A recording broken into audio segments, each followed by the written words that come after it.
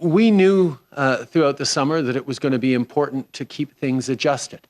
In the spring, the Canada Emergency Response Benefit was designed to keep people at home, to keep them safe, because that was what we knew needed to happen. With a national shutdown, we needed to be there to support people as they stayed home.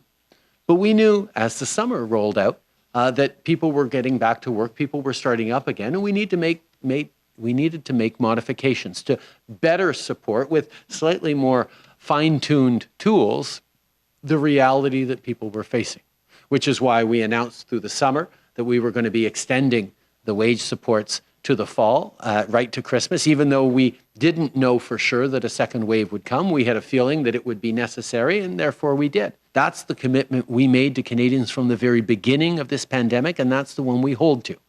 We have your backs for as long as this takes, whatever it takes.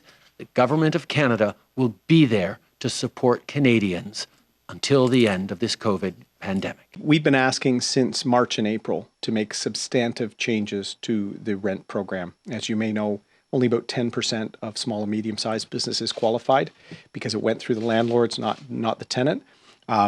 Just yesterday, the government has been tabling a legislation that may address those things. We're bringing up not only the shortfalls in the wage subsidy for small businesses like restaurants, the tourism sector. They've been asking for 6 months.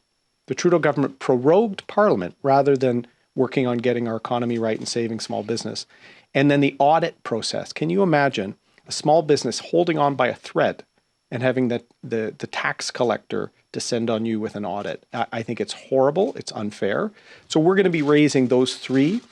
We're trying to show that we can improve the response with an opposition motion, and I hope the government sees this. We worked with them on improving the wage subsidy months ago. I hope they vote in favor of our motion.